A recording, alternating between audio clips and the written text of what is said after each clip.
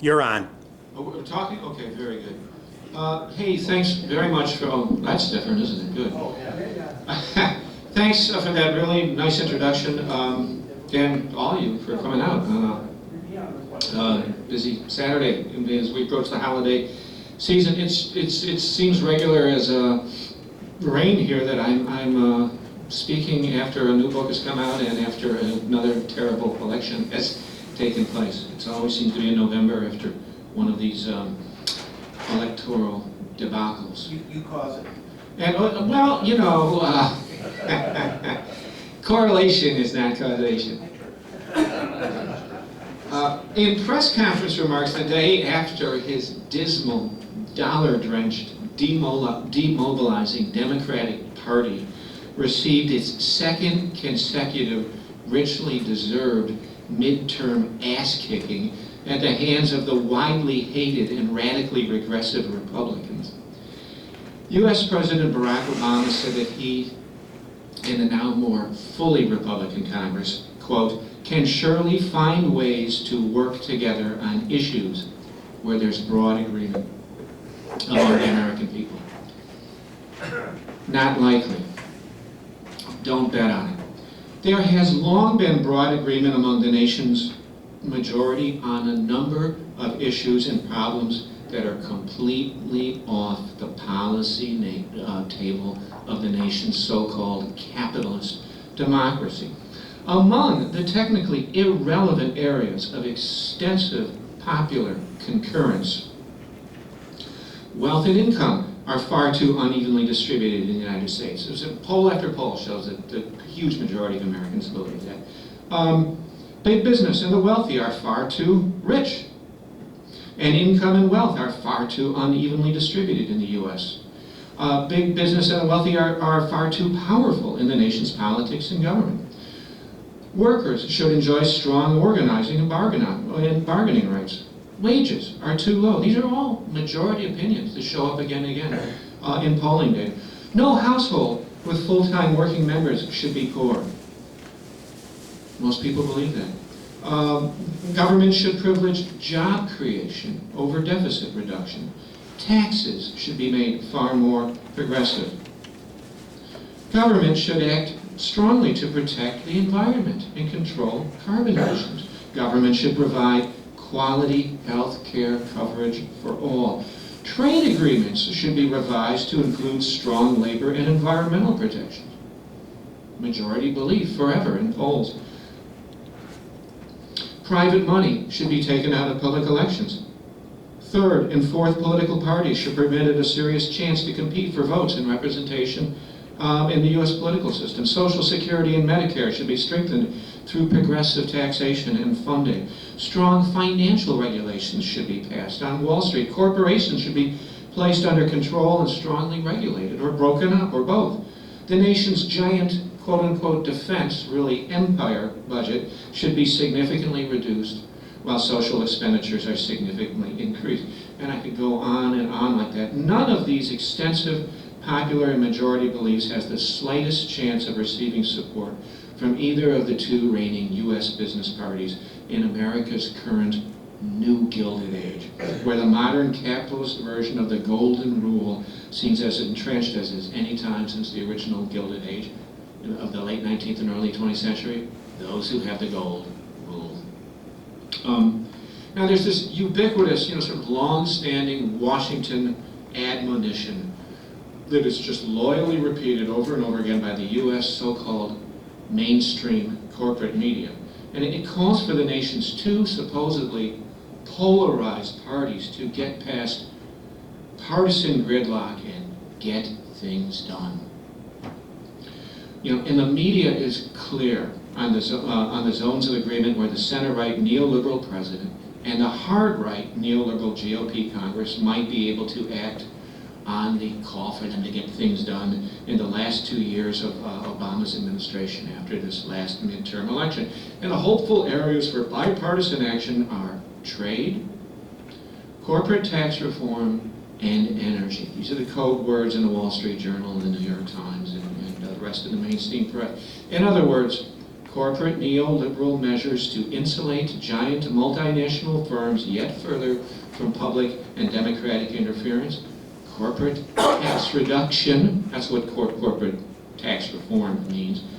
And this is what energy means. The increased capitalist fossil fuel extraction, increased carbon emissions, a decent future and livable ecology. Be damned. And they're even pointing out in the mainstream media now that Obama might be kind of happy that the Republicans won the Senate, because it's probably going to be easier to pass this insidiously corporatist trans-Pacific TPP partnership with Republican hegemony in the Senate than otherwise. And I could go on about the policy implications of the midterms, and we'll maybe get to that at the end. Meanwhile, the governor of Missouri, another dismal, dollar-drenched, kind of a doofus of a Democrat down there. Is it Jane? Well, the last name's Nixon, which I like.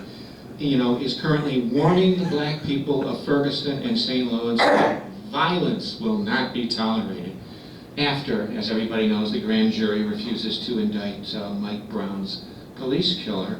And this even as state, city, county police, militarized police, are stocking up on tear gas, sound cannons, plastic bullets, real bullets, machine guns, and long-range acoustic devices, and that's what a sound cannon is, and all the rest of it. In other words, violence will not be tolerated. Translation: this state has a complete monopoly on thoroughly legitimate violence. Police violence is the great exception to that.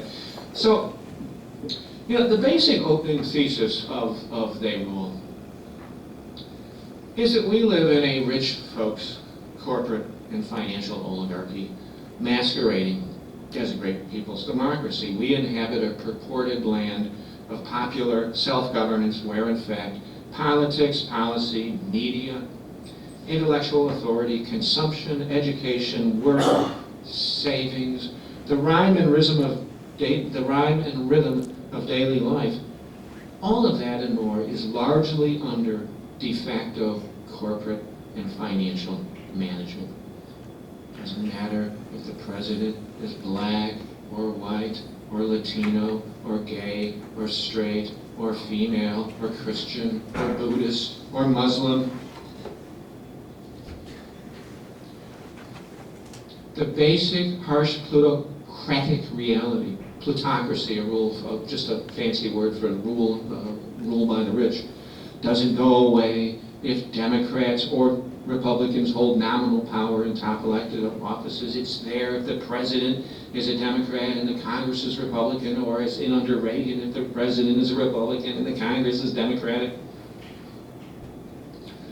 Under the nation's unelected dictatorship of money, the two dominant U.S. political organizations, the state, the outer surface political state, and the inner underlying deep state, Pentagon, Wall Street, Homeland Security, the media, the schools, all of them stand well to the business-friendly right of the population on all the major big issues and questions of the day. Now, this thesis, or this opening thesis, which is hardly in and of itself completely original, might sound extreme, even un- or anti-American, something only a wild-eyed Marxist or left anarchist or other kind of radical would say. And I do happen to be a radical internationalist, anti-capitalist with backgrounds in both Marxism and anarchism. I'm sort of identify with what Stout and Lind has called the Chicago Haymarket synthesis of Marxism and anarchism. Still, I would reject any characterization of this opening thesis as inherently radical or as un- or anti-American for a couple of reasons. And the first one is simply the concern over concentrated wealth and power and its consequences, its terrible consequences for popular governance. It's just as American as apple pie. It's historically red, white, and blue. Runs back to Jefferson, Madison, Tom Paine, and Sam Adams. up through the labor and populist movements of the 19th century, up through the Progressive Age, and the New Deal, and the rise of the CIO in the 1930s. It runs up through the New Left Rebellion of the 1960s, and up through the Wisconsin, and especially the Occupy Wall Street rebellions of 2011.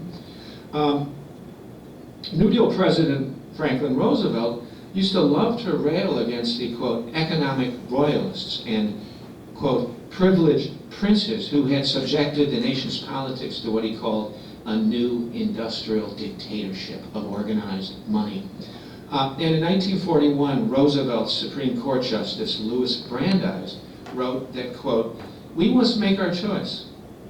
We may have democracy in this country, or we may have wealth concentrated in the hands of a few, but we cannot have both.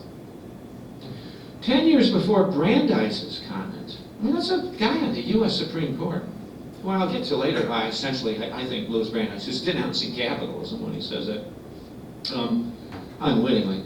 10 years before Brandeis's comment, the leading patriotic American philosopher and Thomas Jefferson fan, John Dewey, who supported America's entry into World War I, unlike all the leftists at the time, John Dewey wrote in 1931 in the New Republic, not in the New Masses, you know, not in the Appeal to Reason, but in the New Republic, that U.S. politics was, quote, little more than the shadow cast on society by big business.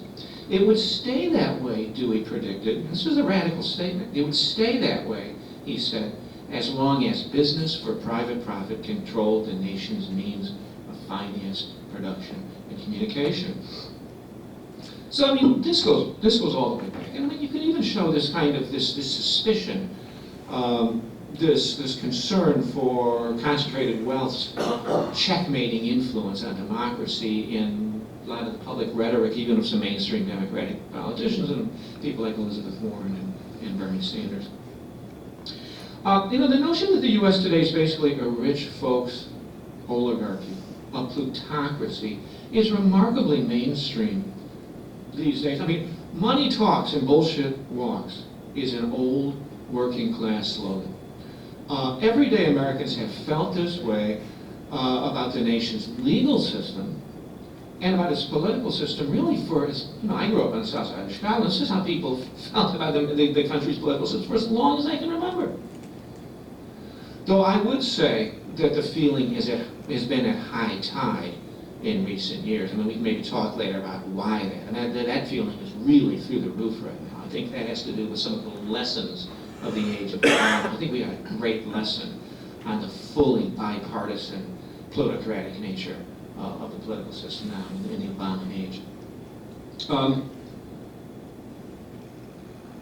You know, and the basic understanding that U.S. quote-unquote democracy is basically a slave to the wealthy few is more and more visible, more visible than one might think in mainstream academic and journalistic commentary. I'm going to give some examples of that. In a study released last April, leading, thoroughly mainstream, these are not Marxists or anarchists, thoroughly mainstream political scientist Martin Gilens of Princeton, Benjamin Page of Northwestern, reported that the U.S. political system has become what they call an oligarchy, where wealthy elites and their corporations rule. That's their language. Examining data from more than 1,800 different policy initiatives from 1981 to 2002, Gilens and Page find that wealthy, well-connected elites consistently steer the direction of the country regardless of and often against the will of the U.S. majority.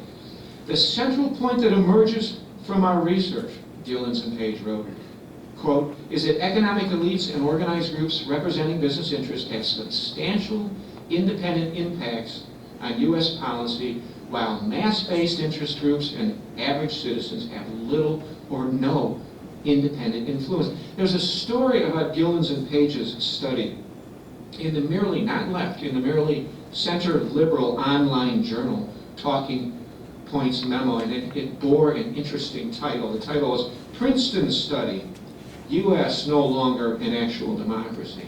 Now, if you're like me and a lot of leftists, you would kind of, you're thinking like, well, when exactly was it an actual functioning democracy, right? But still, that's a kind of a remarkable thing to hear admitted and have said. And the Talking Points memo had a link to an interview with Gillens in which he explained that, quote, contrary to what decades of political science research might lead you to believe, ordinary citizens have virtually no influence over what their government does in the United States. Man, I read that and I was like, oh, gee, that's interesting. Well, they go through all these quantitative, these correlations, and this is stuff Antonio DiMaggio can talk about to you, because he's a political scientist in a few weeks, to prove what Joe Sixpack, and James Sixpack have understood, like I was saying, for as long as I can remember. But there's more. And Gillen said in the interview, but economic elites and interest groups, especially those representing businesses, have a substantial degree of influence. This line got me. Both parties, Gillen said, have embraced a set of policies that reflect the needs, preferences, and interests of the well-to-do. That's very important. They said this has been going on before the Citizens United decision, before the McCutcheon decision, and it's no less true when Democrats are in power than when Republicans are in power. Of course, actually what we really have, and this is what the ruling class loves this, is a split government. The Democrats and Republicans in control, but of different parts of government. So, no wonder, as the Talking Points memo reporter, Sahil Kapoor, who did the interview, noted, he said, polls show that many American voters feel on a gut level that government isn't looking out for them. You don't, more and more in polling data now, you don't hear so much that government is broken, government that doesn't work. You see, people get it. Government does work for the 1%.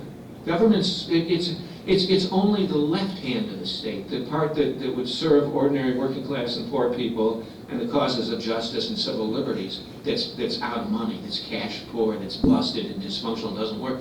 The right hand of the state, the part that punishes poor people and distributes wealth and power upward, and fights wars abroad, and incarcerates people and so on, that seems to be well-fed and doing pretty good, all things considered. Now, there's a bunch of fairly widely read books now, especially since Occupy. In one sense, I'm part of a wave of publishing that exposes U.S. plutocracy and oligarchy. None of them are written by crazy anarcho-Marxists like me. I don't really think I'm crazy, but I would call myself an anarcho-Marxist, libertarian socialist, libertarian communist, or communist libertarian, as they say in France. We have Nobel Prize-winning liberal economist Joseph Stiglitz's giant volume, The Price of Inequality. It's a good read, but set aside a couple, 2 or 3 weeks for that one. It details how the rich have rigged the political game to line their pockets. And Stiglitz is very good in some ways in that regard. There's Liberal Academy Award-winning documentarian Charles Ferguson's book, Predator Nation, basically a criminal indictment of Wall Street and its corrupt influence on Washington. Also worth a read. That's a good read, too. I'm not sure Stiglitz's book is. We have liberal economist Joshua Bivens' slim study, Failure by Design, nice title, showing that the nation's broken economy is a result not of mysterious or invisible market forces, but rather of elite policy intentionally dedicated to the upward concentration of wealth and power over the last 3-4 decades. Good book. There's Pulitzer Prize-winning author Ron Suskind's, I think, indispensable volume, Confidence Men, which, among other things, is an inside account of the early Obama administration's just cringing service to Wall Street.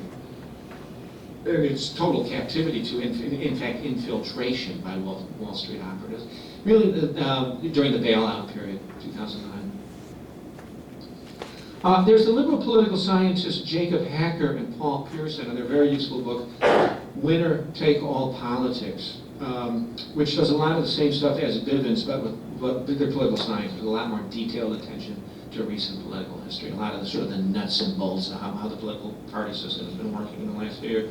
We have Pulitzer Prize-winning liberal journalist Hedrick Smith's giant book, Who Stole the American Dream?, which uses the Lewis Brandeis formation I quoted above on its opening page. By the way, I think they stole their title from, remember those old muckraking journalistic authors, Bartlett and Steele? I think they had that same title. We have progressive journalist Matt Taibbi's latest book, which is really fun, The Divide, American Injustice in the Age of the Wealth Gap, which is a really good follow-up to his earlier volume, Grifftopia, great title.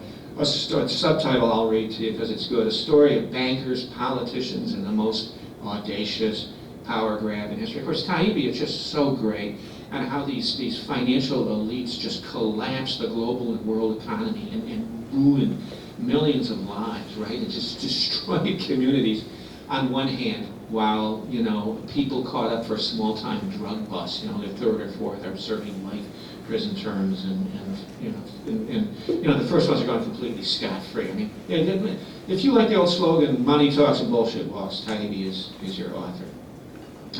There's liberal financial commentator Dylan Radican's wonderfully titled book, Greedy Bastards, How We Can Stop Corporate Communist Banksters and Other Vampires from Sucking American Dry.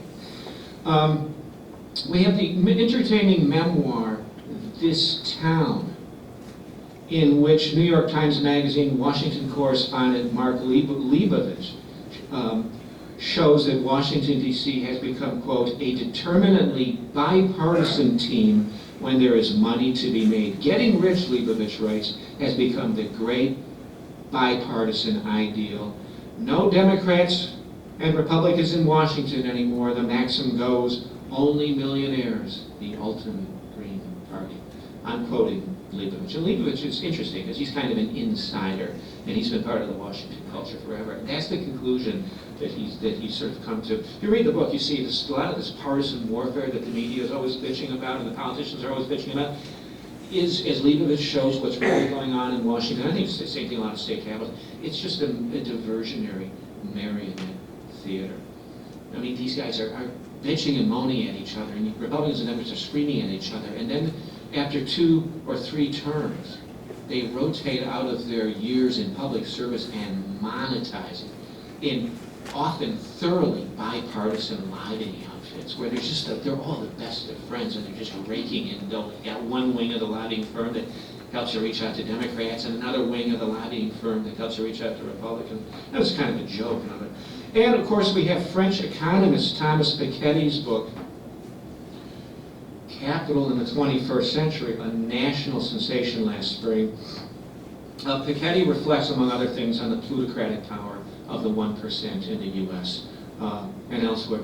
Another book, I just realized it's come over here, I forgot to mention, which is well worth looking. It might be the best of all of them, except of course, for They Rule, which is Jeff Foe, who is this very bright, sort of left liberal, the guy that founded the Economic Policy Institute. He wrote a book called The Servant Economy, which I should have mentioned as well. So, these are all important and really clarifying books, and reading them as part of my background research for They Rule, I came to see that John Dewey's business shadow cast on American society has, over the last 4 decades, become something much more like a great black cloud enveloping the whole political system at all levels, and in fact the society and the culture as well. At multiple intersecting levels. I mean, the shadow cast on society is way too weak nowadays. Business power now has taken over even aspects of private experience at this point. One thing that's also clear from this literature, in which is also reflected in my book, is a sense that the 1%, and by the way, I'll get to that phrase, the 1%, because it's misleading in some ways. It's both too big and too small in the statement, but I'll get to that. But I got from these books a sense that the 1% of our present day new Gilded Age, by the way, that's in the literature now too. We are now officially in a new Gilded Age. We have wealth distribution numbers that are like the 1890s, or a little bit like the 1920s. They're also like Latin America and Africa, not like the rest of the industrialized world anymore. But I keep segueing. I get the sense that 1% of our present day New Gilded Age is different from the 1% of the original, the real Gilded Age of the late 19th and early 20th century in a disturbing but interesting way. You know, as exploitative and authoritarian and plutocratic as the Rockefellers and the Carnegies and the J.P. Morgans and the Weyerhausers and the Swifts and the Armours and the rest of the robber barons were during the 1880s, 1890s, and early 1900s. You know, those capitalist sons of bitches stood atop what could properly at the time be called a developing society. And vicious as they were, they contributed to that development in some very essential kinds of ways. Our highly financialized and globalized 1% today makes no such contribution at all. It makes its fortunes from the de-development of the United States. It profits from the purely parasitic dismantlement of the nation's basic industry and institutions in service to a bottom line agenda that no longer holds any particular concern for U.S. workers, for U.S. consumers, or for U.S. society more broadly. It's really, there's a disconnect now between capitalism and the actual community called the United States, which is just constantly upheld and held again before every NFL football game and every NHL hockey game. They march the, you know, I got practically just thrown out of a hockey arena because they brought out the flag and some 3 military veterans, and I didn't stand up for it. You know, it's all this lip service to national identity, and the actual people that are making money could, you know. Remember the great George Carlin bit in 1905? That they don't give a F about you. That's one thing that's one thing that's become very clear, you know, for me, doing the research for this book. There's been all that old kind of ruling class sense of noblesse oblige. You know, that, back in the days when we used to talk about corporate liberalism, you know, has blown up and gone away. It's just financial, and it's just about the transaction now, and the calculations are global. And if that means people don't make washers or may take washers in Galesburg, Illinois, well then, screw them. You know, make them for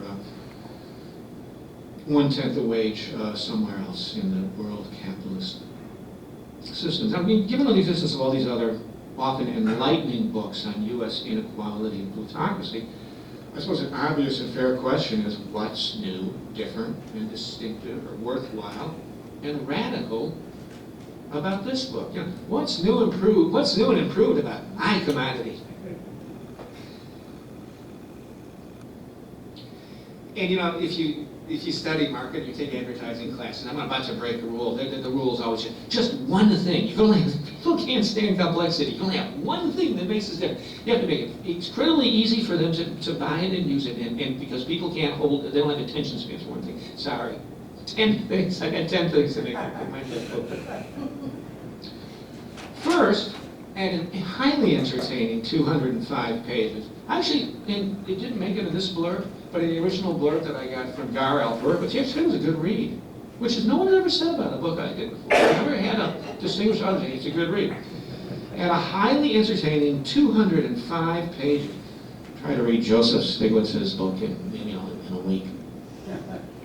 And a highly entertaining 205 pages. They Rule is a better and quicker read than many, not all, but many of the books I just mentioned. But in all honesty, this book was written to be read, and not just by specialists and intellectuals. Second, and relatedly, I am, somewhat to my amazement, the first author to make serious use of John Carpenter's remarkable 1987 left-wing science fiction horror movie, They Live, which is just, as far as I'm concerned, a brilliant, if campy, depiction of the Reagan era as an invasion of the planet by sociopathic aliens disguised as American capitalists and yuppies. If you haven't seen this movie yet, I highly recommend it. You gotta watch it from the beginning too, by the way. A friend of mine watched like the last 5 minutes of it, so there wasn't very seconds. Like, give me a break, you have to see the whole thing. If you read my book, you'll see me using repeated, interesting, amusing references to the film, including a critical discussion of Paul Krugman's science fiction tastes. I have this little argument with Krugman about what's the really worthwhile science fiction that we used to be looking at to derive political opinions from. My favorite is still They Live. Third, there's an international dimension to They Rule. There's a global international dimension that goes, I think, a little bit beyond most of the literature I just mentioned. By international dimension, I mean a number of things, including the phenomena of corporate neoliberal globalization, the global nature and interests and identity of the real economic elite today, and the critical role that U.S. global militarism plays in the advance of elite interests. It's kind of global. I mean, it's domestic too, but the Pentagon system and the role of militarism, the military-industrial conflict. And also, thinking about international stuff, I just noticed in a lot of these books, they seem to have forgotten that critical moment in the 60s when they talk about this big turn towards the upward distribution of wealth, starting in the 70s and up to the present. After about 20 years before that, of actual leveling, what Paul Krugman and others have called the Great Compression, the sort of downward leveling of wealth and income from World War II up to the early 1970s. And they seem to have forgotten the critical international dimension, the rise, the re-emergence of European and Japanese competition after their long down phase during the 50s and 60s, and the context that the rise of new international capitalist competition in the 70s and 80s, how important that context was for the decision to roll back labor power, income, and so forth. I'm getting ahead of myself. You can say more about that. Fourth, for better or worse, I make an at least partial effort in They Rule to examine the inner social, cultural world of the super rich, who they are, where and how they live and think. And so I don't know how successful I was in that regard, because that's a project. That's almost a work of anthropology that I didn't quite have time to do. But I looked at some of the other literature where people did try to do that. And those are, interestingly enough, things that don't receive much, if any, attention in the books I just mentioned, the literature I just cited. And if you want to know why I think that matters, we can talk about that in the discussion period too. But part of it is a question of visibility. Part of my argument about how they rule, which is really the biggest part of this book, I'll get to that, is the chapter called How They Rule, is to maintain incredible mysterious invisibility. Actually, people actually know very few individuals anymore, or names of people in the real economic elite beyond, the Koch brothers, that was that casino owner, or the celebrity rich. Obviously we know them. We know Oprah and Donald Trump and so forth. But anyway, I went a little bit into that world, and I wrote about it and they were. I didn't see any of that. Maybe that's the sociologist in me, or the anthropologist in me, or something. And all these other writers are sort of more just purely economic, journalistic economic writers. Or maybe I think it's all connected in different ways. Fifth, and this is a really big difference with most of the liberal authors and commentators. It's a difference with the Gillens and Page, the political scientists I was quoting about 10 minutes ago. This is a really big difference with the liberal authors and commentators, and that is this: I never forget in They Rule. I never forget in my book that while the current hyper-concentration of the wealth in the U.S. is tied up with politics and policy and corruption, and nepotism and pulling strings and all of that, that it's also, and more fundamentally, about the inner workings of capitalism. Wealth and power concentration through political and other means, and just the way capitalism works, the way it's wired to work. Wealth and power concentration, upward concentration of wealth, have always been and remain at the heart and the soul and the inner institutional essence of the profit system, which is something that Karl Marx understood so well. As far as I'm concerned, Justice Brandeis denounced capitalism as authoritarian when he said that we must choose between democracy and wealth concentrated in the hands of the few, because the concentration of wealth and power in the hands of an opulent minority is the underlying 5th-century default tendency of capitalism. As the celebrated Thomas Piketty shows in his sometimes tedious and flawed, but really very important book, Capital in the 21st Century, Despite the fact that Piketty's very good on this, despite the fact that he knows absolutely nothing about Marx, and is very unspecific and seems to know very little about this very specific kinds of ways in which wealth particularly got stolen from the working class and from workers in the U.S. Over the last 4 decades. But one thing that Piketty just got absolutely right is that the inequality is steep inequality is the long-term default tendency of capital in Europe and the United States and globally, and that weird period that a lot of us came of age in, that golden age, 45 through the 70s, is really the anomalous era, that period of wealth level. And the same thing in Europe, too. And Piketty has an interesting argument how it had to do with, it's funny, it's all about wars if you read his book. It's all about how wars led to taxations that, the World War I and World II that led to downward distribution. Well, and there's another problem with Piketty's book. He doesn't have anything about working class struggle or labor movements or social movements. But anyway, he gets that downward movement of the distribution, the downward distribution wealth from, let's say, the 30s through the 60s and early 70s. That was the anomaly. We're back to the normative patterns of capitalism in this new golden age. 6, that was a bit of a segue there. I apologize for that. 6, unlike most folks writing about class power and inequality these days, this is my 6th difference. I never forget in they rule that the 1%, and I put that in quotes, does not rule alone. Despite the presence of the phrase, the 1%, in my title, there's material in my book also about the top 10%, and even, and maybe especially about the top 20%, a category that includes professionals and managers, members of what some left analysts like to call the coordinator class. People who are often quite highly privileged, even though they are not capitalists or owners. I was never fully comfortable with the phrase, we are the 99%, because it encouraged us to forget how empowered and well-off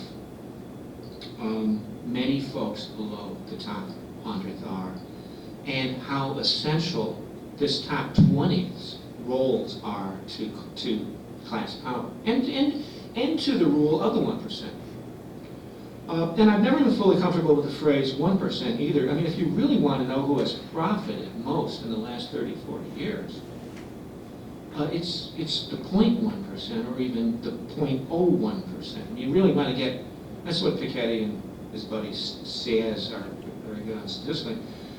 On the other hand, the phrase is too small, because if you really want to know who holds privilege and power more broadly in the U.S., particularly in the workplace and in the labor process, then you have to widen your lens, I think, to include the top 5th.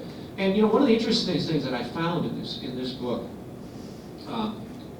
coming up again and again and again, was that the visible face of class power and class rule that most everyday American working class and poor people run across is almost never anyone in the actual 1%, and is almost always someone in the coordinator class, someone in the managerial class. Those are actually the visible elites who actually handle working people and could tell working people what to do and give them the orders more often than not. I'm sounding like I talked about the workplace more than I did in my book, and I should have talked about it more, actually. 7th, they rule is more specific and urgent about why it matters. 6 Walmart heirs possess as much wealth between them as 42% of the population. That's a real statistic. Does that seem possible? A lot of these numbers are possible only because so many such a huge part of the population has no property and is even underwater. But 6 Walmart heirs have as much property between them. Net worth between them is about 42%. I'm much more specific about why that matters. Why it matters that the top 1% has as much wealth as the bottom 90% of the population. It's not, I show, just that inequality wrecks democracy and makes politics, Dewey's phrase, the shadow cast on society by big business, which I think is too mild nowadays. Now it's become a black cloud that envelops all of politics in society. But it's more than that.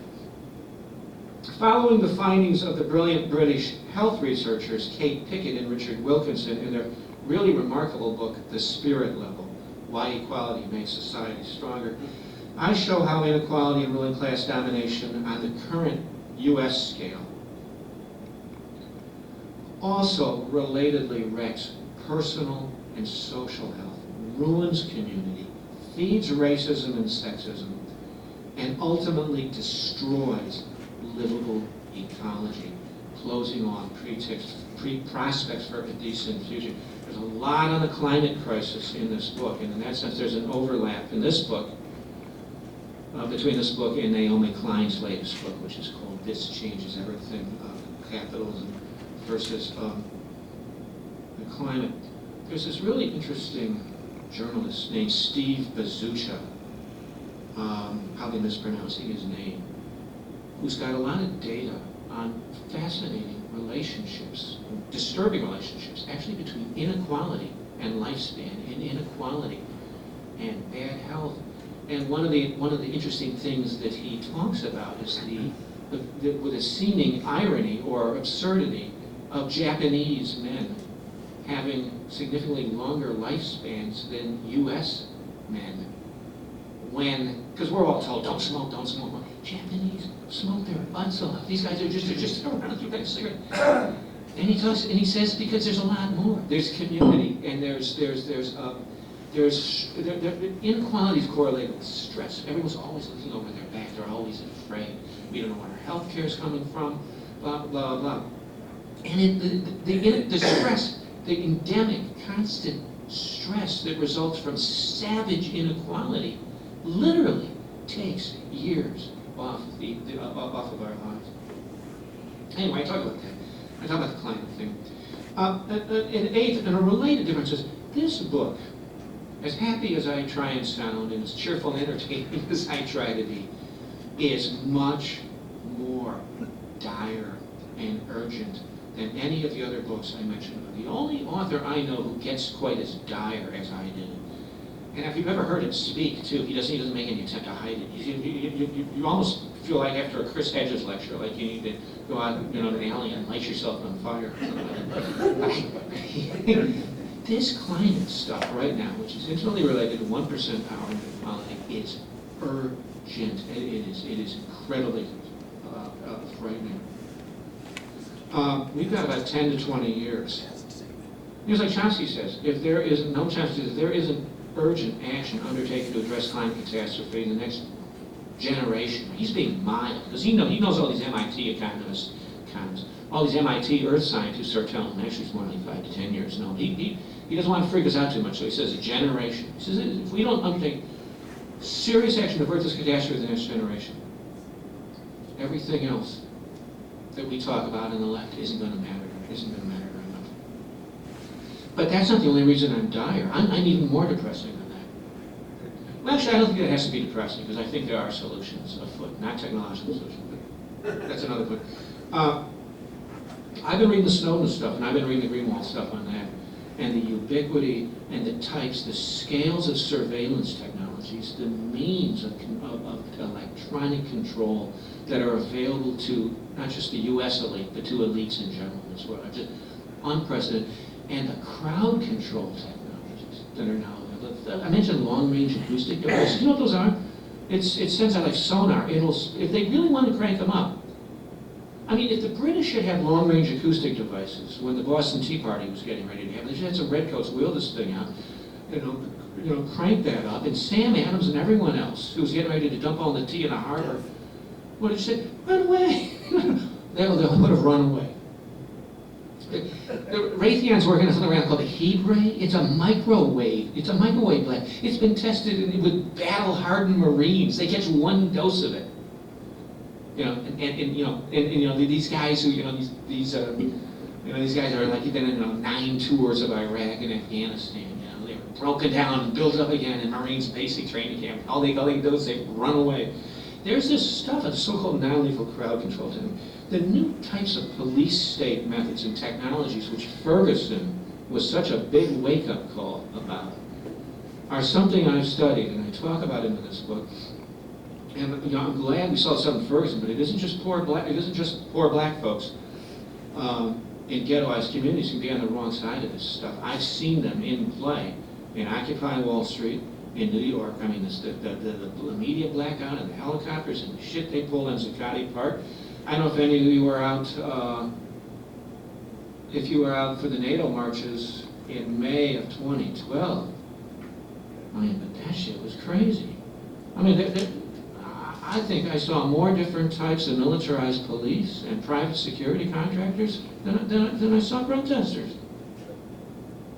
Anyway, that's part of why I think this is a dire moment, because I think that kind of totalitarian police state intervention has to be stopped before it just becomes entrenched and takes over. The ninth difference is probably maybe the biggest difference and the biggest chapter by far is the emphasis on this book on how they rule. And I can't remotely do that justice here. You have to buy a book and read it. But one hint here is it is about so much more than campaign finance. That's what when I say Joe Sixpack for as long as it says that money talks and bullshit wants and rich folks run everything, well, how do they do that? They pretty much always say, well, all the politicians are bought up with money, and they're right. That's true, politicians are bought up with money, but it's so much more. Now, sometimes I mention lobbyists. It's job offers. It's you make 18 times more money than you ever make in the public sector after you do your 2 terms in Congress, so you make damn sure you don't piss off too many rich people while you're doing that stint in public office. It's that. It's internships for kids. It's the threat to close down jobs and destroy tax base in a jurisdiction if the 1%, if the capitalists don't get what they want. It's the promise to bring jobs and bring tax base to a community if a jurisdiction gives a member of the investor class what they want. It's ownership of the media. You can't be taken seriously as a presidential candidate if you don't get corporate media approval, or as a Senate candidate. I could go on about the different mechanisms. I talk about things that you often don't see discussed, like time. So it's some of the longest working hours in the industrialized world, if not the longest. And it shows up in sociological discussion, and sometimes in the media, as a health issue, or as a family issue, or as a stress issue. And it's all of those. I talk about it as something else, a democracy issue. Democracy requires time to study the issues, to learn the issues, to form organizations, to build movements. That's how it was understood by the people who put time, the 8-hour day, on the stage of history in the 19th century as an issue of the labor movement. If you go back and you look at the early labor movement and look at their literature, they don't just go, we're stressed out, we're having a hard time, I barely get to see my wife, my kids don't even know who I am. They got all that. But one thing they say is, what the hell do we have the American Revolution for? They're supposed to have brought popular governance. And I'm sitting here in a shoemaking shop for 16 hours a day. I talk about that. I talk about complexity. I've never ever seen a serious discussion of this prior to this book. It is incredible how complicated a lot of, particularly things like real estate law. Have you ever get in a legal hassle? How to make computer software programs, where people are just immersed in systems, trying to figure them out. And one of the great class differences is that the 1% just hires people to figure it out for them. And we scratch our heads and we throw stuff out and we try to figure this out and we try to figure it out. And those two are related. I could go on with that. The media thing, this is well known. There's all kinds of good literature on corporate media ownership and how the news, the news is just, you notice it's just ridiculous at this point. It's just absurd. And my favorite, I don't have all the cable stations. The only thing I get through my antenna in Iowa City anymore is PBS.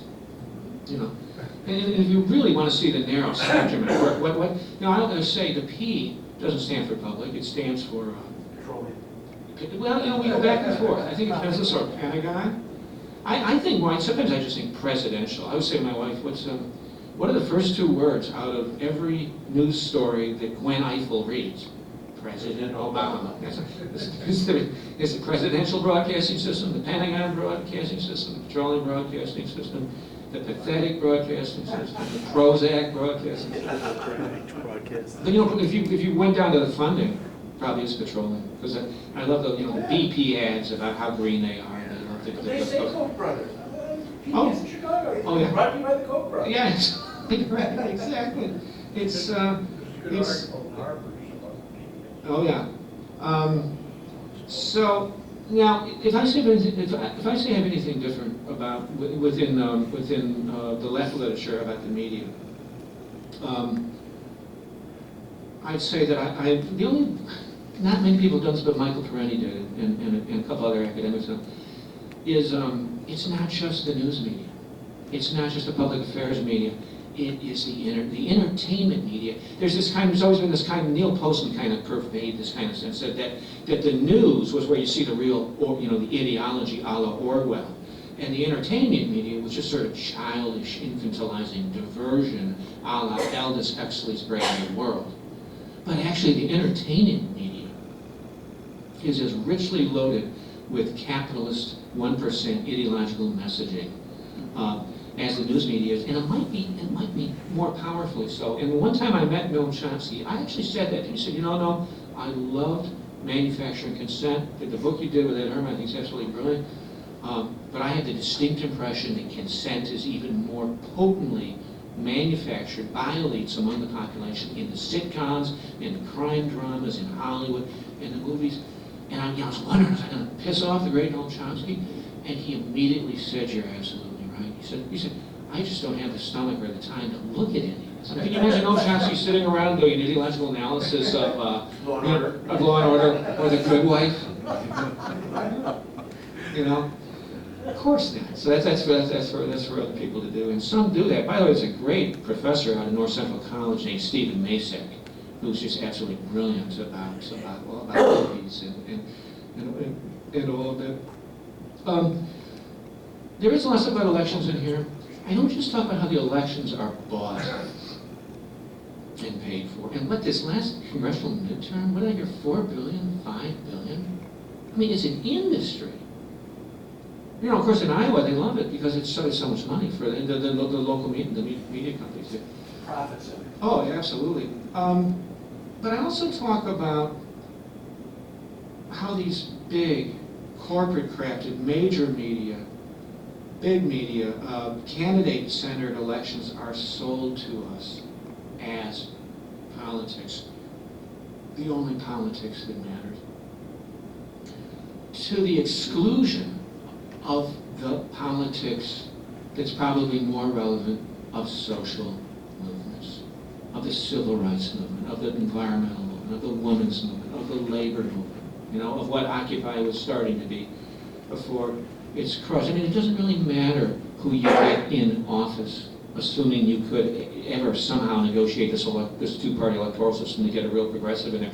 It's not going to mean jack without, rank and file pressure from the bottom. As Howard Zinn used to say, it doesn't matter who's sitting in the White House as much as it matters who's sitting in the streets, who's sitting in the cafeterias, who's sitting in the workplaces and all that. And when I presented this book in Iowa, I told my fellow Iowans, Iowa Cityans, you folks have a special responsibility to process this lesson about the limits of electoral politics, that we are ground zero every 4 years for what Noam Chomsky calls the quadrennial electoral extravaganza. That's when the whole country flocks in for this candidate-centered, horse race, focusing on the tiniest little things and telling us that that's politics. That, this candidate's face looks like that. This candidate had sex with such and such, and telling us this childish crap that that's politics. And I tell people in Iowa, why don't you hold a different type of caucus this year? Figure out the goddamn issues that matter in this country, which is, the George Carlin issue that the rich own everything, and what the hell you want to do about it. And connect that with climate, connect that with the Pentagon, connect that with all the other kinds of issues that matter, and then tell the goddamn candidates that, hey, we're meeting on this, and if you want to show up and listen to us, and you think you can convince us that you're going to support us on our issue, well, maybe we vote for you. Or maybe we won't, whatever. We'll hold the caucuses. Politicians want to show up, they can. Instead, what happens is Politicians and their advanced teams and their public relations agents flood into this town in Iowa, flood into this town in New Hampshire, back and forth between New Hampshire and Iowa. You take the first two primaries, New Hampshire's the only other state that comes close. This is all for the year before the year that the rest of you get the presidential election. And everyone goes running to them. How about we make them come running to us instead? I'm going to be in Madison on Monday night. I'm going to tell them, too, that I think they have a special responsibility for understanding the difference between politics and social movements and the politics of electoral, because what happened in Wisconsin in 2011 is like the ultimate case study in the shutting down of rank and file popular social movement in order to make way for a major party electoral fiasco. You know, the recall thing, which never had a chance to run that. Sorry-ass Tommy Barrett out there yet to get his head kicked in yet again by the Koch brother finance Scott Walker. I was in Madison on March 12th, 2011, and I heard one of the Democratic state senators there, one of the Fab 14, actually say, okay, everybody, I mean, there were 50,000 people there. It's time to take down your protest posters and pick up your election clipboard.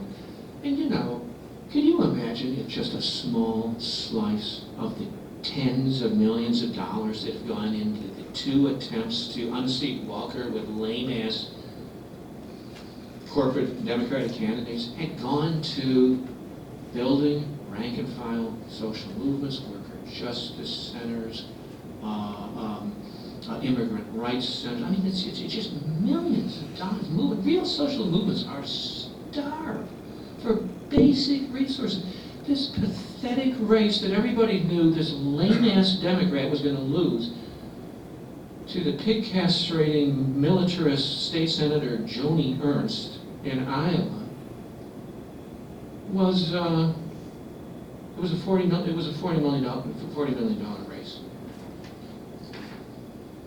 In any event, I talk about elections not just as being bought off, but of being how the 1% rules, because they drum home this notion that this is what politics is, and they distract us from the real daily politics of organizing.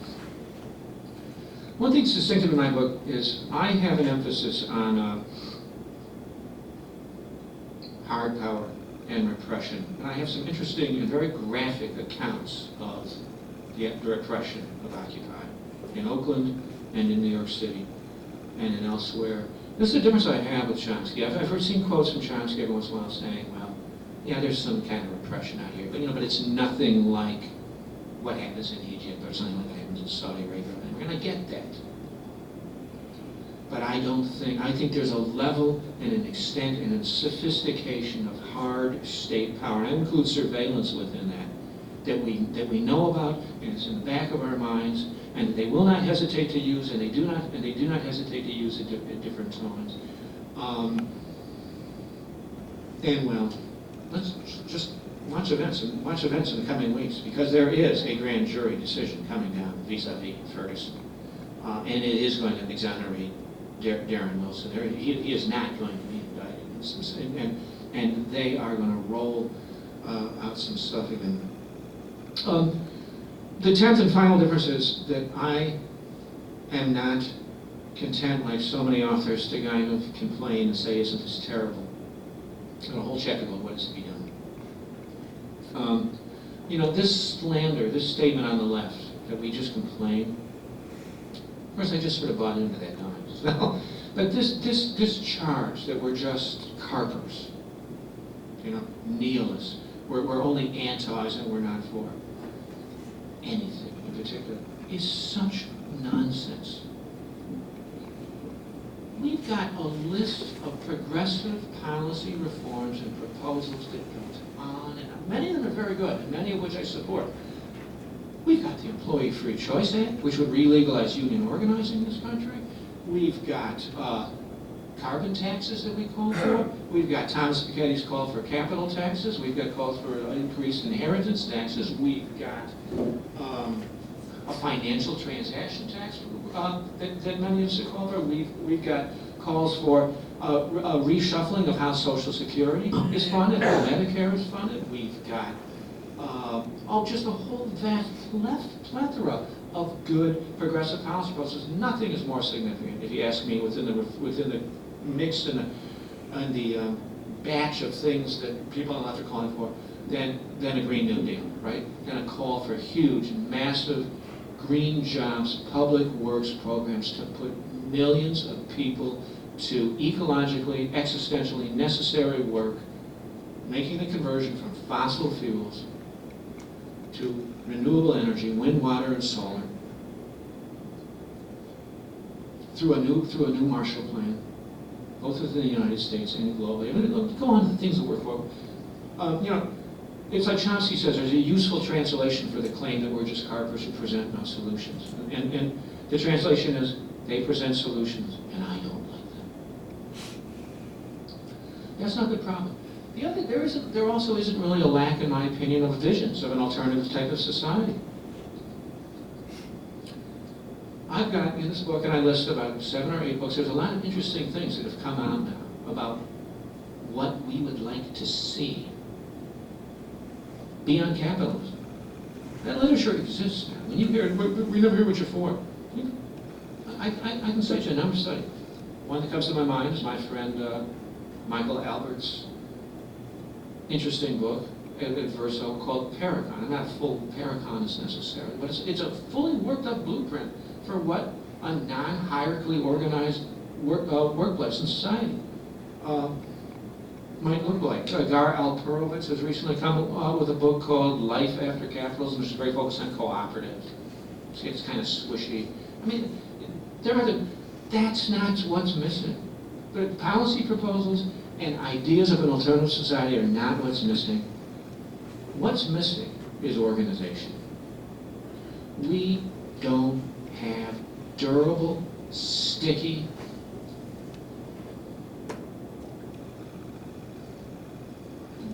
through thick and thin left organizations. And I'm not sure we have had since. And I'm not a friend of the old United States Communist Party. I don't think we had it in the 60s. We had this kind of ephemeral, this march, this demonstration, this movement. We've got 85 different movements. We've got 18 different types of Trotskyist groups, 16 different types of left anarchist groups, 4 different types of social democratic, whatever. We're driven by sectarianism, personality conflicts. We don't have one big movement. I don't know that we've had a through thick and thin type of durable left presence in this country since the McCarthy era. In other words, since the Communist Party. I'm a big fan necessarily of the Communist Party, but by God, back in the 30s and the 40s, when the cops would show up to evict some black family and someone in the neighborhood down in Bronzeville or someone else in Chicago knew what to do and say, quick, go get the Reds. And they knew where the Reds were because there were people sitting in an office. They had a mimeograph machine, and they could get on the phone, and they could call up some cadres. We don't need cadres anymore. Call some cadres. And those cadres would show up and bring people with them to like 47th and, Wabash or 47th and Halls, maybe somewhere in the back of the yards, and by God, they put all that furniture right back in there. It's skilled organizers. That's the main thing that's missing. When I hear the left talk about what they're for, one thing I want to say to them is, okay, great, I'm with you. I like that. Particularly the Green New Deal. 21st century participatory socialism and the full worked out vision of it. I'm for that, you're for that. You in what army? And I think that's not sexy to a lot of people. Organization building. I can't tell you how many groups, how many meetings I've been to, Chicago, elsewhere, where everybody gets out when no one's got their, I'm not going to say that about this group because you're part of an internal network and you actually have contact information. Did anybody get their contact information? Is anybody going to call them back?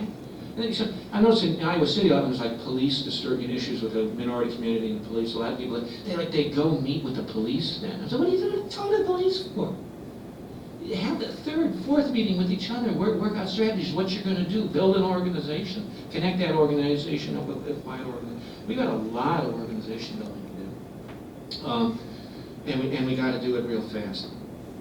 Midterm elections, I'm going to wrap up. 2 days after the elections, New York Times contained 2 very instructive and I thought curiously contrasting reflections on the Republican Party's sweeping victory. And the first reflection came from a guy named Frank Luntz. And Frank Luntz is a leading Republican pollster, and he's a public relations expert. In the elections, Luntz wrote in a New York Times op-ed 2 days after. He said, this is interesting, he was honest with him. He said there were no mandate for the extreme conservative agenda. They were really, Luntz felt, this is a Republican. It was a Republican telling fellow Republicans, if you think this was an embrace of our right-wing revolution, think again. So he said it was no revolution. So it was no mandate for the extreme conservative agenda. He says, what the elections really were, Luntz said, was a spasm against a government that functions just for the wealthy few. This year, Luntz wrote, I traveled the country listening to voters from Miami to Anchorage, 30 states and counting. I hope he bought carbon offsets for Luntz. And from the reddest, most Republican rural towns to the bluest, most Democratic big cities, he wrote, the sentiment is the same. People say Washington is broken and on the decline. The government no longer works for them, only for the rich and the powerful. You know, a second equally candid reflection came from Robert Shapiro, a top Commerce Department official in the Clinton administration, a Democrat, and currently the chairman of a leading Washington economic and security consulting firm, whatever the hell an economic and security consulting firm is. Suffice to say, he makes a shitload of money representing the military-industrial complex. With the Republicans controlling both houses, Shapiro told Times reporters Nelson Schwartz and Clifford Krause, the corporations that have been financing their campaigns for years are going to expect to see a return on their investment. And as the New York Times explained, the policy returns sought on election investments include a significant reduction in corporate taxes, final presidential approval of the Keystone Pipeline. I gotta finish this. The reduction of White House efforts to control greenhouse gas emissions and the passing of sweeping new free trade investor rights deals. In other words, my last 9 words. More for the rich and powerful, the common good be damned, and the Nobel Prize, Peace Prize winning Intergovernmental Panel on Climate Change can kiss Uncle Sam's gas and oil slicked ass. Meanwhile, as I said above, the governor of Missouri warns the black people of Ferguson and St. Louis that violence will not be tolerated. This even as city, county, state police stock up on tear gas, sound cannons, and bullets to crush popular rebellion. You want to know how it got like this? What we can and indeed must do about it. Their rule is for you. And by the way, you can read it in 1 or 2 days.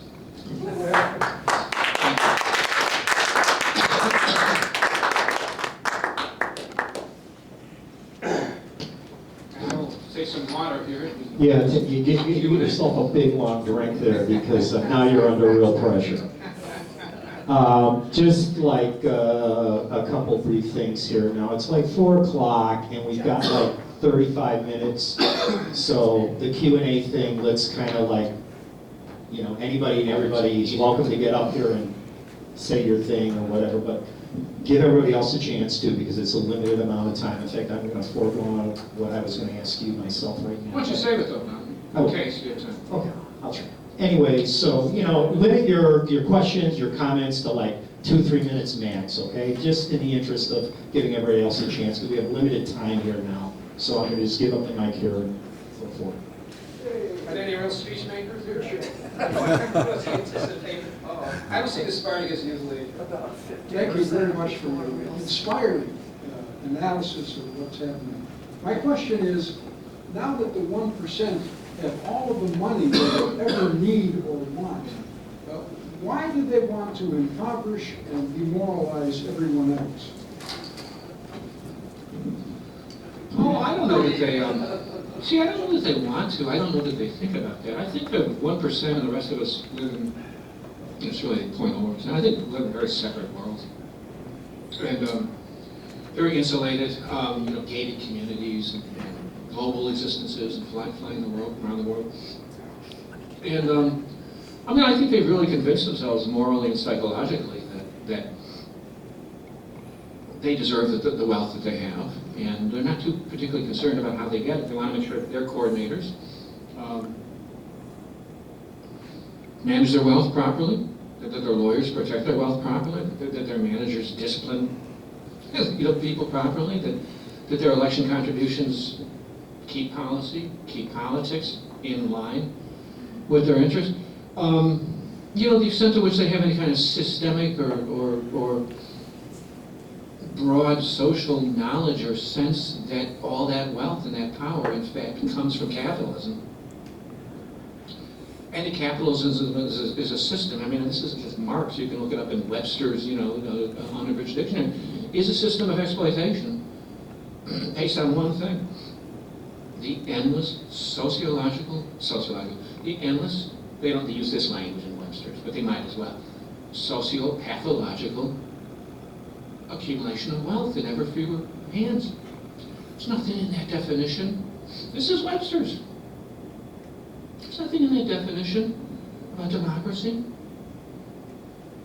which is completely opposed to that. It's a completely different idea. Slavery is entirely consistent with that definition, and was for close to 2 centuries in this country.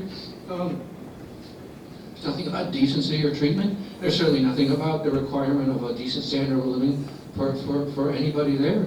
And, that's the culture in the elite, that they have the right to have, that they work for this. They believe that they work this, or they believe that they deserve it. And I'm not sure that they particularly know or care. And that's why, I'm not sure I'm being fully clear here, but that's one of the slogans I always hate on the left, and I hear it all the time, is speak truth to power. Why? What for? Screw with power. Speak truth to the people that don't have it, who really do care about what they're making, who care about livable. Maybe a more interesting question, I hate to say that, might be, when will they ever get it that ultimately the destruction of livable ecology is even going to ruin the game for them? This insularity, how they convince themselves that their own children or grandchildren are going to escape this ecological nightmare that they're creating in the world. You know what I mean? But I don't think you can appeal to them. It's like, I don't think you can. I'm not even sure I care what they think. I know where their wealth comes in the system that it's based on. They get all. There was one leading financial capitalist the last couple of years who was making these analogies between the rich. Because the rich poll pretty. Ever since the Great Recession and the financial collapse, they don't poll too good. People don't like them. This guy was some rich Wall Streeter was citing a hedge fund guy was citing some of this data and was analogizing his class of people, the super rich, to the Jewish population in Germany who were being persecuted and wipe us out. Well, we'll wipe out their system. We'll kill them. That's what we need to do. We need to destroy their system. I don't care about them. They don't have to be killed. Maybe we have to kill a couple of them. Just All right, Margaret. okay, you see what I'm saying? So there you go. I don't know if I answered your question, but well, just help me out a little bit about what is it you're looking for? Why do they want to do this to us? Yes, they're sociopath and psychopath, but why do they want to Well, do no, that? I don't know that they are individually sociopaths, but the institutions through which they accumulate their wealth are institutionally sociopathic, I would say. But yeah. Why do they want to do this? They don't have to do it to accumulate. Well, you know, if there's any of them out there watching this on YouTube, and they want to reach out, and they're probably not sociopaths. I don't, there are estimates that about 4% of the U.S. population are sociopaths, people without conscience, who could do just about anything and it wouldn't bother them. And if you read Stiglitz's book, there's an interesting study in a footnote somewhere which suggests strongly that that 4% is significantly overrepresented in the 1%. I don't know that they're overrepresented enough that that's a huge factor in why they behave the way they do, but clearly the higher you go up the income scale, people in psychological tests are become progressively more willing to break rules. I mean, you can actually test that. Psychologists have ways of doing it to get what they want. But most of them aren't. Most of them are probably fairly decent people in their inner community, with their family, sure, with the friends and people they know, but their wealth comes from these socio-pathological institutions that are legally obligated by case law, by common law in this country. You can get in trouble legally as a corporate CEO for not always doing everything that primarily privileges and serves bottom line interest. Ecology be damned, community be damned, health of children be damned. I mean, you name it. They're legally, they function as legally obligated. You see what I'm saying? And controlling the politics is consistent with that bottom line interest. The sociopathology destruction of democracy is consistent with that mission. Now, if this video gets out on YouTube and there's any 0.01%ers out there who aren't sociopaths, and I think there's a lot of them that aren't, let me just make an open plea to you. Left movements need money. You guys have money. I am not puritanical about this. I agree with Ralph Nader. I think there's billionaires out there who have a conscience and who get it, that capitalism is ruining life on Earth. I mean, not just poverty, life, livable ecology. This is literally the judgment of earth science now. This growth-addicted, accumulation-addicted, commodified system of endless expansion is destroying life on Earth, and we need a mass movement to fight that system. And mass movements need money. And I would love for billionaires out there to get it, that we need that. And talk to me. I got some checks I need you to write. Yeah. Okay, if these are indeed your dying words, how do you want us to divvy up the gas money? That's what. I don't know. We'll see. At any rate, what kind of role do you think people like Jon Stewart and Bill Maher and Stephen Colbert play in poking the political consciousness of people? Well, you might have heard me say I don't have cable, so I sort of get them when I get stuff sort of through what I hear, on YouTube, and I've seen things. I think there's a kind of function for these I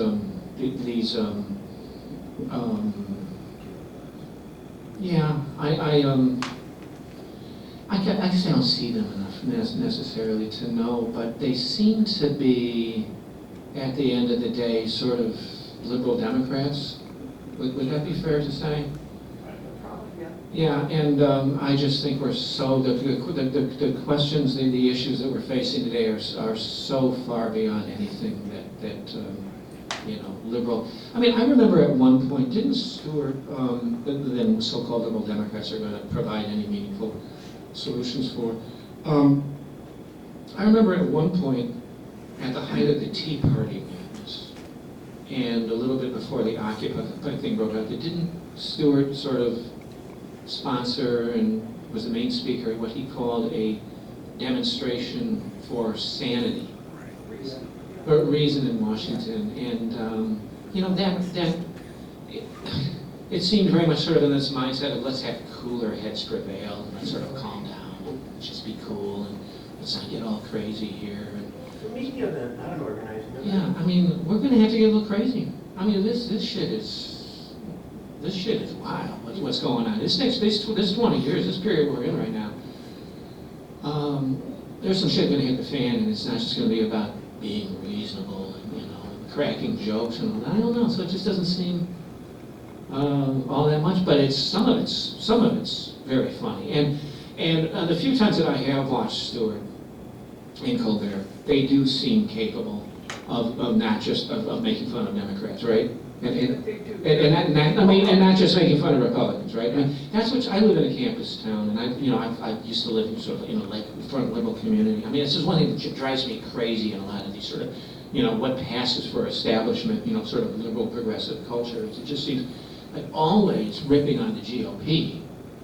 I was like, I got over that. I get that. I don't like the GOP either, but can't, it's like the folks who, all the lakefront liberals who came out and marched in the streets because Bush invaded Iraq, and damn well they would never have come out and marched in the streets because if Al Gore had invaded Iraq. It's, I pick up a lot of liberal Democrats I know, so it's really into Stewart and Colbert, and I'm like, maybe watch Amy Goodman and some of from the more substantively left stuff. So that's all I pick up. Just a point of information, someplace else to send your dollars is that Naomi Klein and her husband are making a movie about her book that they're asking people to. Are they doing a fundraiser? She was here and they had like a fundraising thing after she gave her talk downtown. And do you know the avenue by any chance that where to do that? Where?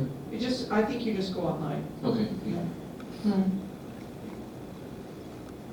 That's it. I think that's a pretty important book, and it would probably be a pretty important movie. I've got some issues with it. In fact, I should have a review of This Changes Everything on Telesur English sometime next week. Yes, thank you for a wonderful, hopeful view of what's coming. Was it hopeful? Well, I think you give us something to work with. The destruction of the environment and the world is going on for long. Coming from Argentina, the disappearance of the passenger pigeon here could be equated from the disappearance of millions of birds in South America. The species die-offs. Yeah. When I was a kid in Buenos Aires, the butterflies migrate through the city, and there were billions of butterflies that you could catch with your hand like that, and now they disappeared totally. When with my father we went on vacation to the southern part of Argentina, Mar del Plata, Mar del Sur, about 500 miles from Buenos Aires south, as the car was going through, these clouds that obscured the skies of birds came out. And this is all gone. At the end of our trip, we landed in a very little town past Mar del Plata, where they have this, what I call magic forest, where there were all kinds of insects, dragonflies, and flies with all colors, and butterflies, mane, and dancing on there. They covered all that with Can I interject? Because I want to say something about what you're saying. I did a piece once about the climate issue. And at some point in it, I used the phrase, the species. The phrase was prospects for a future for the species, meaning Homo sapiens. And this brilliant Marxist philosopher named John Sanban Matsu, who teaches somewhere on the East Coast, sent me an email. And he said, why only talk about the human species? Why talk about the destruction that is underway because of this relentless profit system in the world today? It's countless numbers and types and varieties and forms of sentient beings. And I try and develop that. I was pretty good on the climate issue. I go way back with that environmental issue, but I always kind of sort of lifted my eyebrows and never really quite got the rights issues, right? Until I read that and I thought about it, and I thought about it further and did some research and found out that one of the huge contributions to climate change right now, and some estimates are 30 to 40%, is animal agriculture. They're the raising of animals for slaughter and and of course our eating. And it turns out we are in the middle of one of the greatest species die-offs. All the previous ones have been, on the scale of what we've had the last 34 years, have become something from outer space, hit the planet, and blew asteroids. And it's like Chomsky says now, we're the asteroid. Our carbon emissions, our ocean acidification, our out of control, chaotic accumulation addicted capitalist system is the asteroid of the 21st century. Which is not to say we can't be hit by a real asteroid. I would like you. On the hopeful side. Yeah, I would like to mention a book that it was called The Great Depression of 1990, and in there they make the point that you made, that it's not these isolated people, but it's all the supporting characters. The universities were part of the supporting characters of the system and so on. On the issue of life, sentient life, since you were talking about, you are interested, I was 12 years old and my father took me to the southern part of Argentina in winter because at 12 years old I gained the right to have a 12-gauge shotgun. So my father took me to the south to use it. And as we were above the ground on a bluff looking down at the sea, we saw that the penguins were dead in the beach.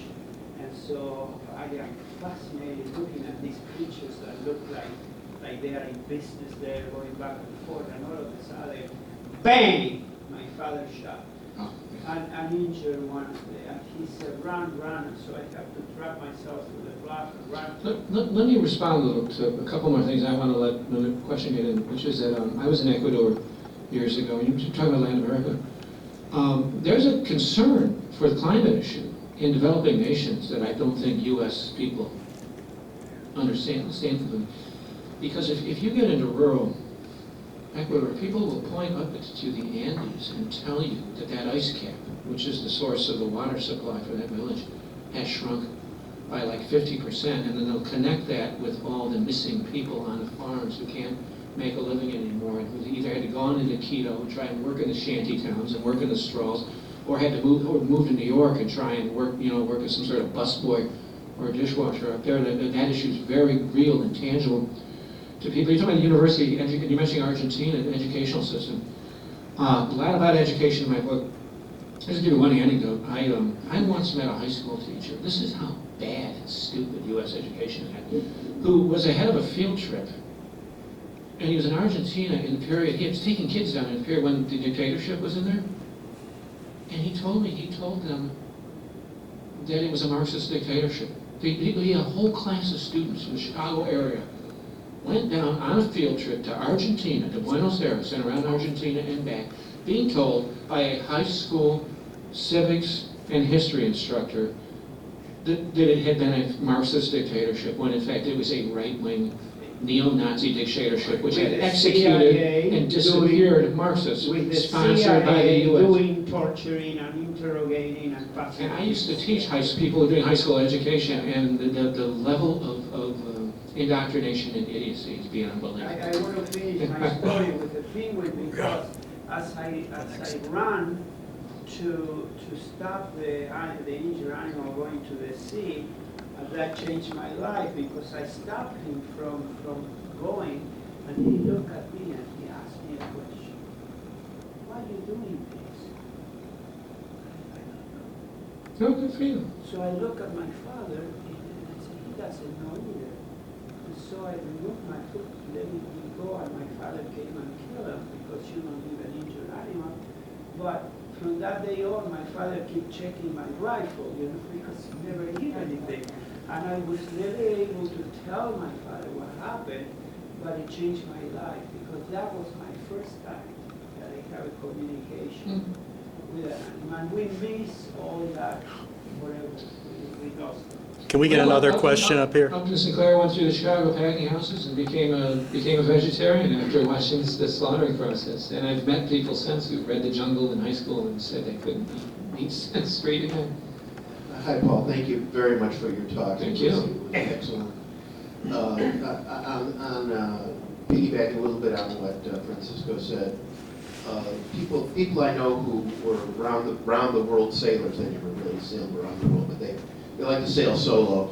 And they said the last time they sailed the Pacific, there was a marked difference. There weren't any, they didn't pass any fish, any dolphins, any whales, nothing, except the occasional piece of plastic garbage.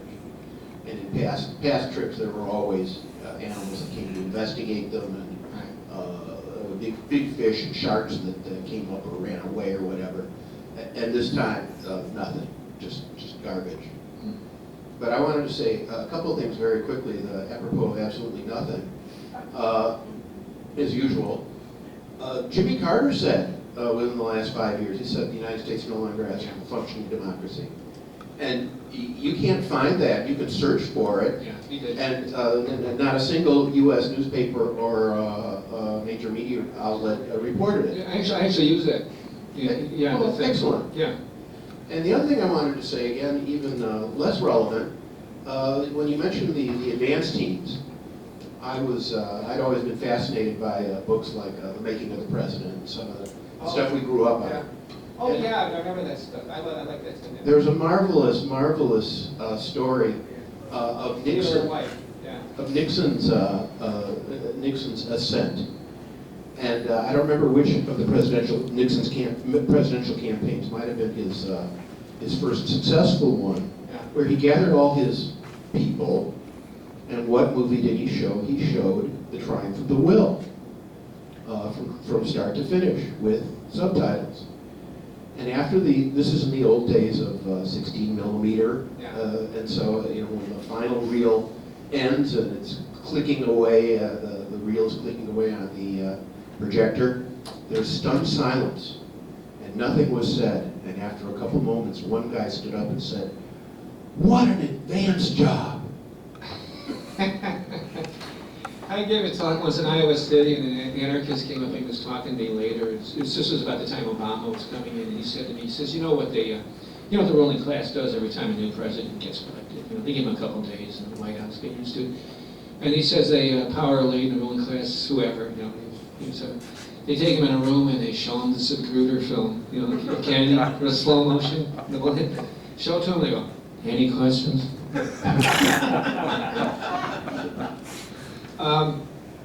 The Carter thing, I quoted that, but you know what Carter was, what he was particularly pissed off about that time, what he was referencing, was the NSA revelations when the Snowden stuff came out.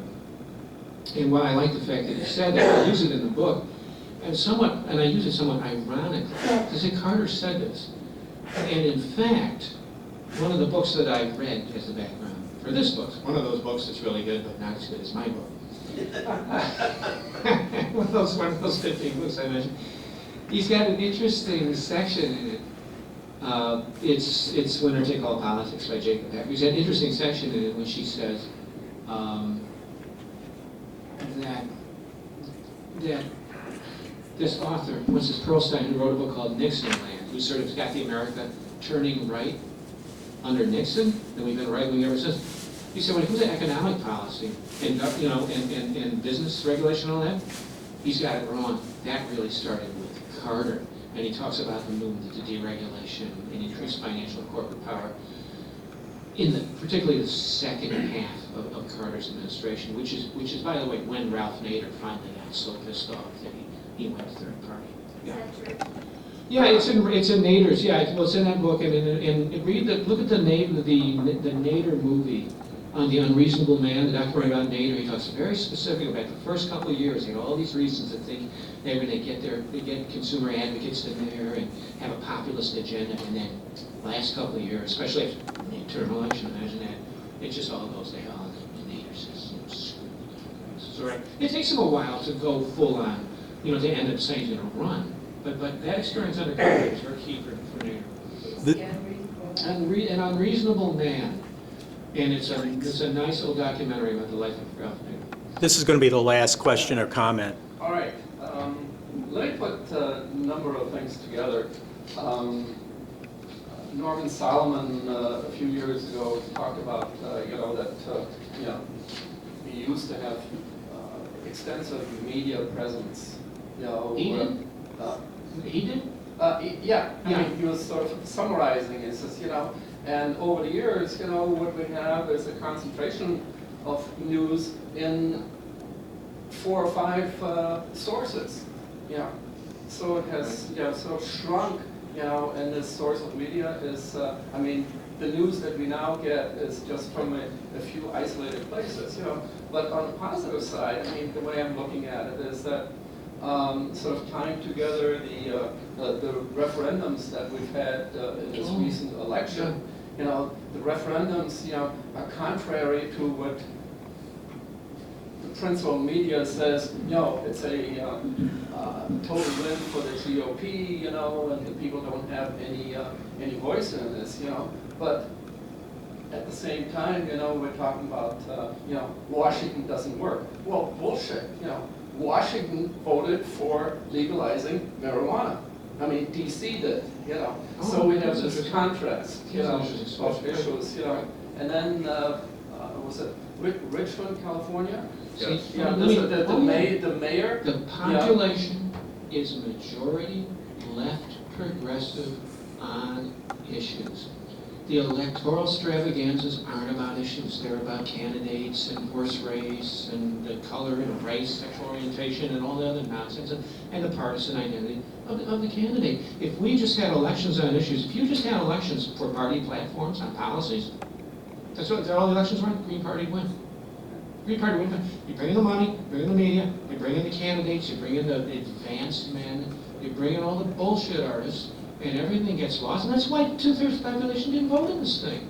I think that's a good positive thing.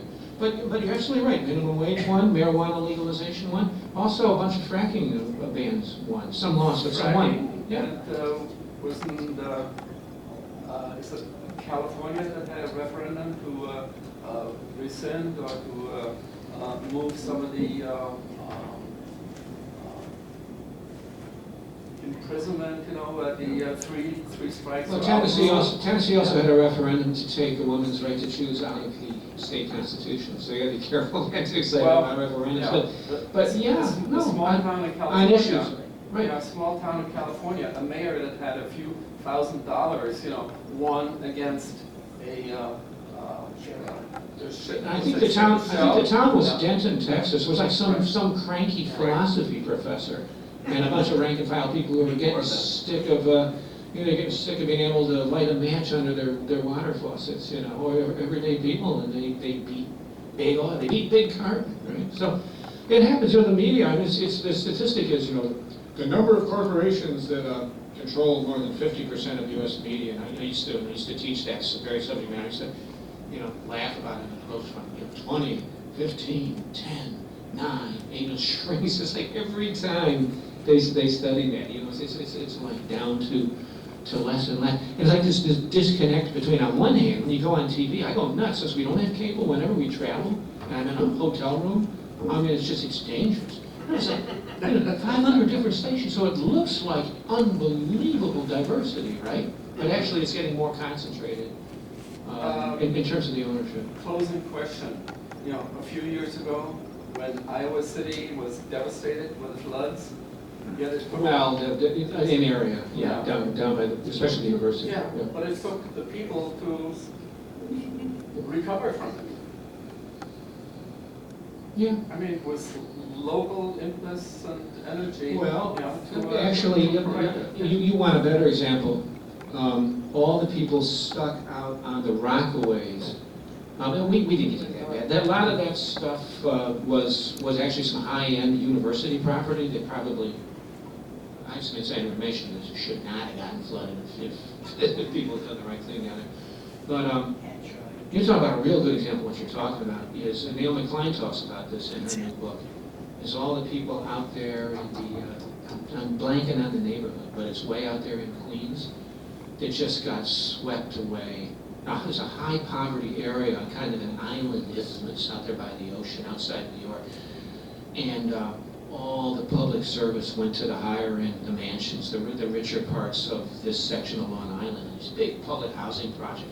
And nobody paid the slightest bit of damn attention, and it became, there were a bunch of youth, many of whom had been in Occupy, formed Occupy Standing, and stepped in and did direct social services just out of the goodness of their own hearts, and for instance, connected up a lot of the old folks stuck in these high rises with the pharmacy so that they get their drugs. People were dying up in these high rises. You know what I'm talking about? So I mean, that's an even better example of what you're talking about. Yeah. Well, the stuff that went on during Katrina that's never been reported, where street gang members were distributing, street gang members would sit in front of the mini marts. May I have your attention, please? The time is now 4:30. The library will be closing in 30 minutes. Well, you know, At this time, internet services has now ended for the day. All library card registration will end at 4:45. Thank you. I went to a number of occupiers, and there was an aspect even of some of that with some of the Occupy camps. And one of the interesting things is there were hundreds of Occupy camps, and typically they were in a sort of shadowy downtown area in a public park in the vicinity of the financial district, which in modern metropolitan America is full of homeless people, and people would gravitate to them, particularly people in Iowa City. It was some of the most hardcore homeless because they couldn't stay in the regular shelters because of their substance abuse issues. And they gravitate to these places, and for a while, they weren't equipped to do it. People would try and take care of them.